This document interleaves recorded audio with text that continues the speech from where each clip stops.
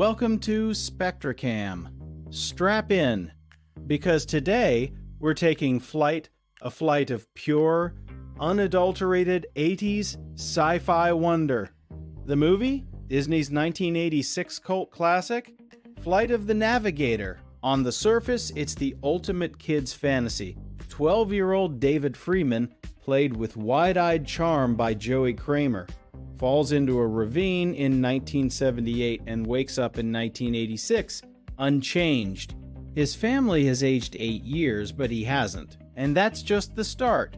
Soon he's psychically linked to a sleek, sentient alien spacecraft, the Trimaxon drone ship, voiced by the legendary Paul Reubens, and embarks on a galactic joyride to return a catalog of Earth's life forms. It's a movie bursting with practical effects, a soaring Alan Silvestri score, and that quintessential 80s sense of adventure where anything seems possible. It's bright, it's fun, and it promises a universe of discovery. So let's blast off and explore why this film remains a beacon of cinematic joy. But beneath that shiny, Spielbergian surface of adventure lies a profound and unsettling core of existential dread. Flight of the Navigator isn't just a fun romp, it's a story about the most fundamental human trauma: displacement. David doesn't just lose 8 years, he loses his entire world. He returns to a home that is no longer his, to parents who are strangers aged by grief, and a little brother who is now older than him. He is a ghost in his own life. The film's central sci-fi conceit, time dilation, isn't a plot device for excitement. It's a metaphor for the irreversible rupture of childhood, for the loss of innocence that can never be reclaimed. David's journey with the ship, which he nicknames Max, isn't merely a friendship. It's a bond forged in shared loneliness. Max itself is a relic, a drone separated from its mothership for centuries, carrying the weight of its own lost purpose. From the very beginning, this is a story steeped in melancholy, asking what it truly means to be lost, not in space, but in time and in the narrative of your own life. Let's look at the hard facts that built this miracle. Directed by Randall Kleiser, fresh from Grease and The Blue Lagoon. The film was a technical marvel on a modest $9 million budget. It grossed a very respectable $18 million domestically, cementing its place as a hit. The cast is pitch perfect. Joey Kramer carries the film with a natural, every kid quality. Veteran actors Cliff DeYoung and Veronica Cartwright bring gravitas and heartbreak as David's parents, and Paul Reubens, at the height of Pee Wee Herman fame, brings unexpected warmth and quirky humor to Max, creating one of cinema's most memorable non-human characters. The production design, led by William J. Creever, gave us the iconic organic look of the Trimaxion ship, a masterpiece of practical model work and early CGI that still holds up. Critics at the time praised its sense of wonder. Roger Ebert called it a sweet and funny science fiction adventure. This was Disney live action at its ambitious peak, a film that succeeded by believing in its own magic and technical ingenuity. Yet, the path to creating that magic was fraught with shadows. The production was a grueling marathon of technical challenges. The groundbreaking CGI, provided by a young company called Omnibus Computer Graphics, was pushing the limits of 1984 technology. Renders that take seconds today took days, and the constant pressure to deliver visual miracles on schedule and budget was immense. The shoot itself was physically demanding, especially for young Joey Kramer, who performed many of his own stunts. But the deeper struggle was thematic. This was a Disney film with a profoundly sad core, a boy who can never go home again. Balancing that darkness with the studio's family-friendly mandate created an inherent tension. The script went through numerous revisions, wrestling with how much of David's trauma to show. The final film walks a tightrope, often letting the subtext simmer beneath the adventure. The true cost wasn't just monetary.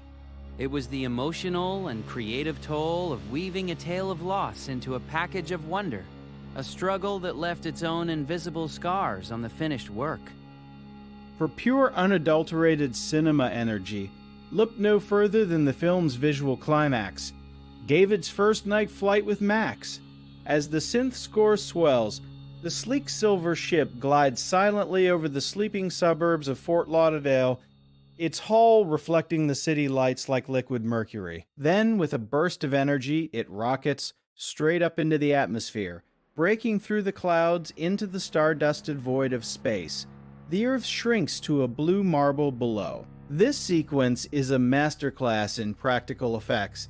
That iconic ship is a detailed, 18-foot-long physical model filmed with motion control photography to create its graceful, believable movement. The cockpit interiors, with their glowing bioorganic panels and hovering holographic displays, are tactile and immersive.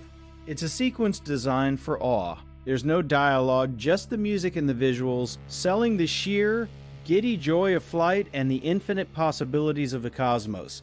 It's the moment the film's promise is fulfilled: a kid and his incredible machine dancing among the stars. Pure spectacle, pure cinema. The emotional climax, however, is not in the stars, but in a quiet, devastating moment on the ground. David's return home. After his galactic odyssey, he uses Max's power to go back in time, arriving in his 1978 backyard, just minutes after he originally fell. He sees his younger self running off, and he watches his family through the window. His mother is laughing. His father and brother are there, whole and unchanged. He has the power to step inside and reset everything, but he doesn't. He chooses to let his past self live that life, accepting his own altered, lonely timeline. The tragedy here is absolute. He sacrifices his own place in his family to preserve their happiness. He becomes a guardian of a memory he can no longer share. The narrative frames it as heroic, but it's a quiet act of profound self-annihilation. He doesn't get a reunion. He gets a haunting, ghostly observation.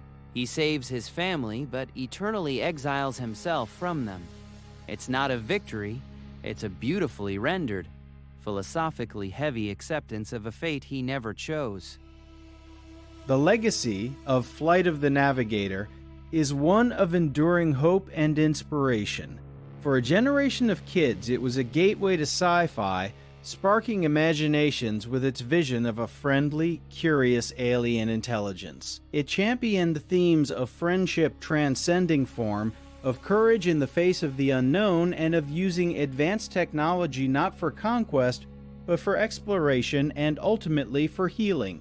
Max wasn't a weapon, he was a companion and a scientist. The film's positive cultural impact is seen in its lasting fan base, its references in shows like South Park, and its influence on later family-friendly sci-fi.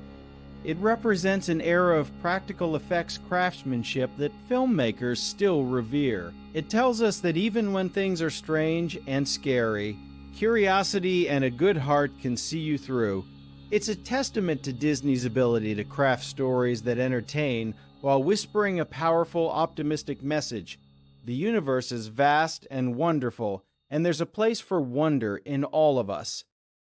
Yet, its legacy also serves as a grim reflection of human failure and existential warning. David's story is a parable of the individual crushed by systems beyond their control. He is abducted, studied, and displaced by a superior intelligence with no malice, but also no true understanding of the human cost. The NASA-esque scientists who capture Max are not evil, but they are myopic, seeing only a tool to be dissected, mirroring how institutions often treat profound discoveries. David's happy ending is a life built on a foundational trauma he can never discuss. He is, in essence, a refugee from time, forced to assimilate into a world that moved on without him. The The film warns that progress and discovery often have silent, personal casualties. Max, for all his charm, is a drone, a being created for a purpose it can no longer fulfill, destined to wander. Together, they represent a legacy of despair, the idea that some voyages, no matter how wondrous, lead only to a home that can never be returned to, leaving only the echo of what was lost. Final verdict, you absolutely must watch Flight of the Navigator. It's a time capsule of 80s filmmaking ambition that still soars. It's a masterclass in blending heartfelt story with groundbreaking visual effects. Whether you're seeking a nostalgic trip or introducing it to a new generation, its charm is timeless. It's a film that makes you believe in adventure, in friendship with the unknown, and in the magic of cinema itself. So, fire up Disney Plus, find that DVD, or hunt down a streaming copy, experience the flight for yourself. And if this deep dive sparked your curiosity, do us a huge favor. Give this video a thumbs up, it really helps the channel. Subscribe to SpectraCamm for more massive explorations of your favorite films. Most importantly, blast into the comments below and tell us, what's your favorite memory of this classic? Let's get a conversation flying. A final, quiet thought. Perhaps the true meaning of Flight of the Navigator lies not in the journey out, but in the impossible return. We are all, in some way, navigating a river of time that flows only one way. David's tragedy is the universal one, magnified by sci-fi. We are all constantly leaving our past selves behind, becoming strangers to who we once were. The home we remember is a ghost ship, forever receding in our wake. Max, the cheerful drone, is the most melancholic character of all. An eternal passenger, carrying the cargo of a lost world, seeking a mothership that may no longer exist. The film ends not with a reunion, but with a parting. David walks into a future built on sacrifice. Max flies into a cosmos full of unanswered calls. They are both, forever, navigators without a true port, and in that shared solitude, the film finds its most haunting and human truth.